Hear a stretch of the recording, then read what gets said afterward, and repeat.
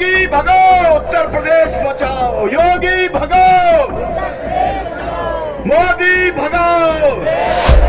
मुझे लगता है कि अगर आप योगी को यहाँ पर हरा पाएंगे तो देश से मोदी चला जाएगा। विश्व गुरु तभी हो सकता है जब इस देश में समानता आएगी। यहाँ तक इनका तुरंत भी साफ कराया जाता है। ये किसान आंदोलन के पहले राष्ट्रीय अध्यक्ष थे।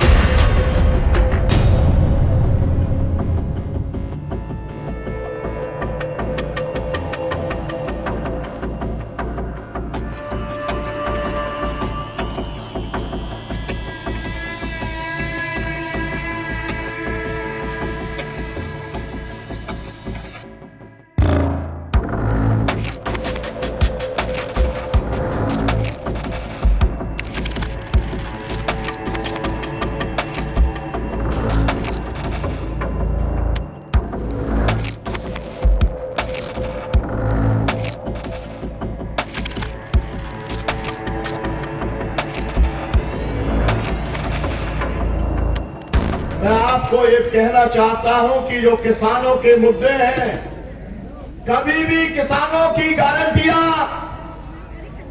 मुख्य जो पार्टियां थी उन्होंने उसे मुद्दा बनाने का काम नहीं किया।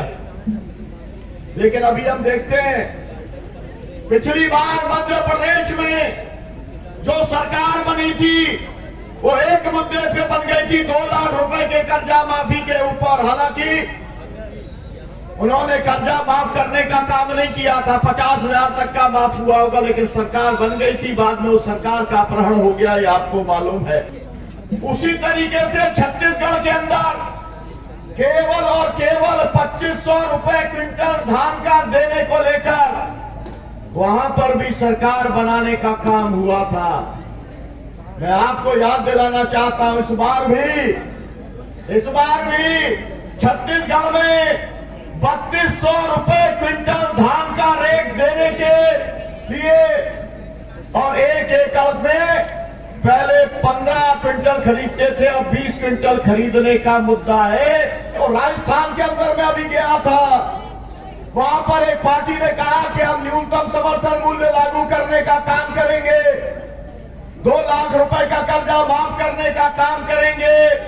आप जो यहां पर इकट्ठे हुए हैं, जो किसान संगठन मिलकर के संयुक्त किसान मोर्चा चलाने का काम कर रहे हैं, उनका जो प्रयास है, उनकी जो शक्ति है, उन्होंने जो अपना एकजुटता बनाने का काम किया है, वो बर्बाद नहीं जा रहा है।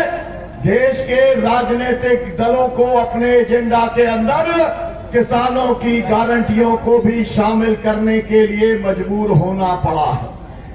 मुझे लगता है कि उत्तर प्रदेश के किसान संगठनों के सामने यही सबसे बड़ी ताकत भी है और यही सबसे बड़ी चुनौती भी है।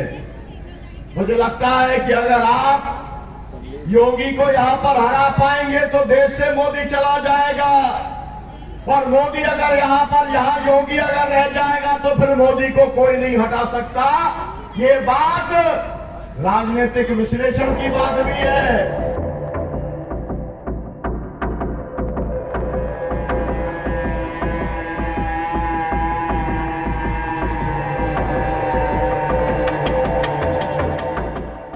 जाति के नाम पर, प्रदेश के नाम पर, भाषा के नाम पर ये बांटने वाली सरकार। और तीसरी बात, ये सरकार हमारे देश के संविधान को तोड़ मरोड़ कर हमारा जो जनवाद है, लोकतंत्र है, धर्मनिरपेक्षता है, आजादी है, उसको छीन कर लेने वाली सरकार है।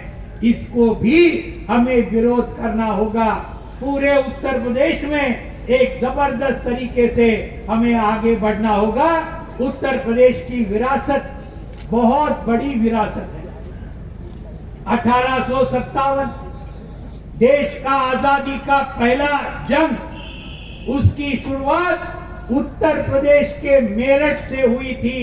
और हमें याद है, मंगल पांडे जी का नाम देश में कौन नहीं जानता। उत्तर प्रदेश के सुपुत्र थे। आज झांसी की रानी लक्ष्मीबाई, इनका नाम कौन नहीं जानता, कि जिन्होंने आजादी के संग्राम में ब्रिटिशों के खिलाफ लड़ते लड़ते आज उन्होंने अपनी जान न्योछावर कर दी। राम प्रसाद बिस्मिल, ठाकुर रोशन सिंह, अशफाकुल्ला खान, इनका नाम काकोरी कांड के अंदर कौन नहीं जानता।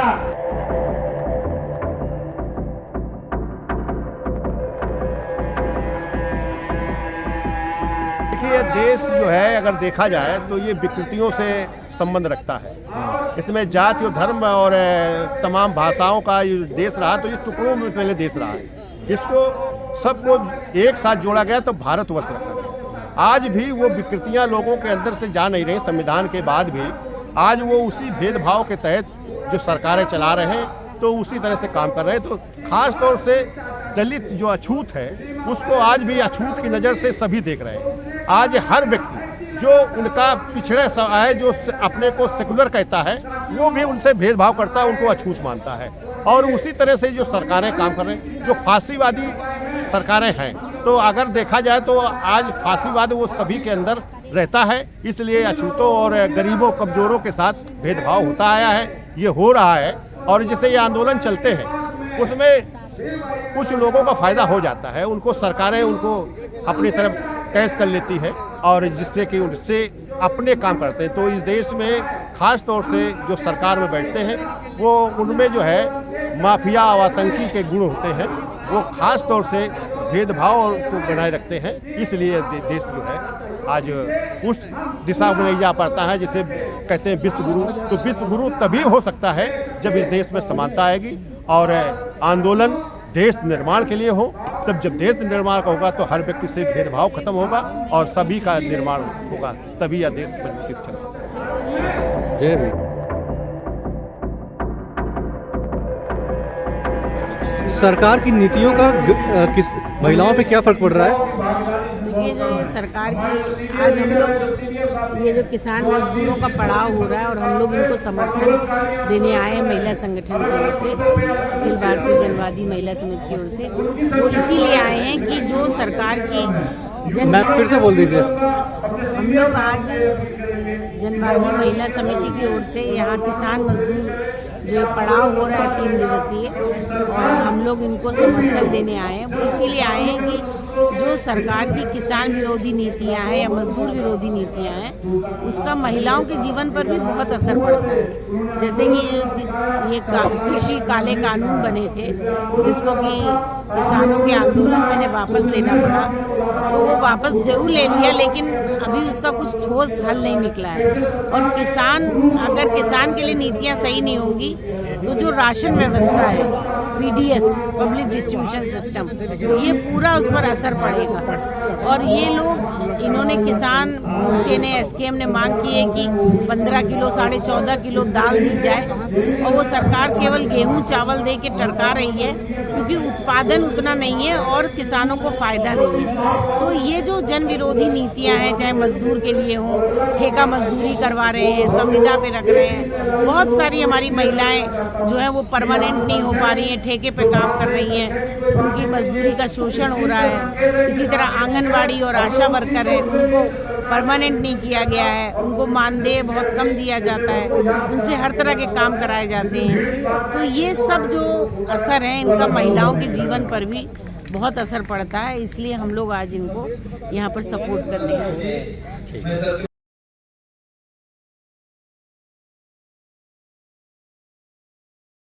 द मूक नायक जनवादी पत्रकारिता करता है। यह संविधान, लोकतंत्र और सामाजिक न्याय पर चलने वाला चैनल है। अगर आप भी चाहते हैं द मूक नायक हमेशा हाशिए पर खड़े लोगों की आवाज़ बुलंद करता रहे, बेजुबानों की पीड़ा दिखाता रहे, तो सपोर्ट कीजिए। सपोर्ट करने वाला लिंक आपको स्क्रीन पर दिखाई दे रहा होगा, साथ ही डिस्क्रिप्शन में जाकर भी आपको ये लिंक मिलेगा जहाँ पर जाकर आप हमें सपोर्ट कर सकते हैं और हमारे काम को आगे बढ़ा सकते हैं।